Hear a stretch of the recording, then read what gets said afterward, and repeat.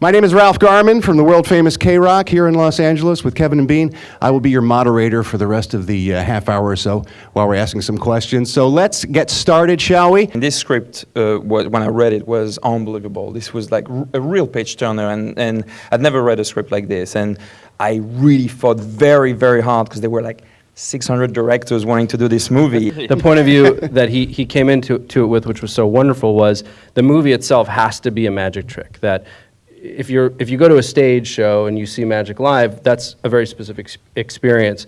You can't quite do that to an audience because when they're watching a screen like this, you can make magic happen in cuts and with a lot of CG, and they kind of go, well, it's not that exciting.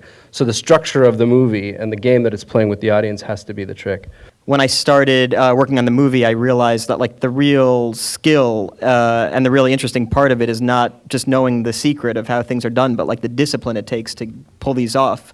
So, you could learn how a trick is done in 30 seconds, but it takes, 30 years to like perfect it. Did you work with magicians yourselves to try to get some of the techniques down, some of the illusions? Well, actually, I bought an illusion this evening. Oh, we've got a trick? Here we go. Brace yourselves.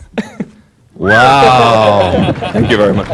Thank you very much. Well, originally my character was supposed to be a man, Henley. She was written as a man, isn't that right? Yeah, right. And Jesse's character was written as a lady. Really?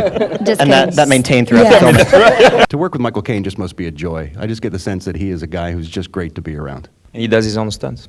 True. Really? Yeah, do you remember? You actually chained him to a stage? Yeah, when he's handcuffed and everything. I mean, it's really funny because he was like pulling up and then falling down, but he was like, he fell out of balance. And the whole audience went, we killed a legend. And then he stands back up, hey!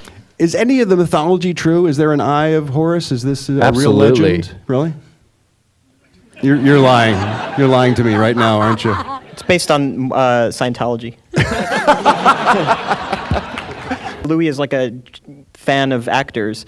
That sounds like an obvious thing, but it's not, especially from somebody who's so good at making these movies that are really big in scope and complicatedly plotted and, have action scenes that are really suspenseful. Like, he actually loves acting and loves actors, so he, kind of gave us flexibility and room that is probably not typical for a movie that looks like this. When you have a movie that is basically being reverse engineered from the ending, everything has to add up for the audience in that reveal with an instant, oh my God, I didn't see that coming, but it totally makes sense.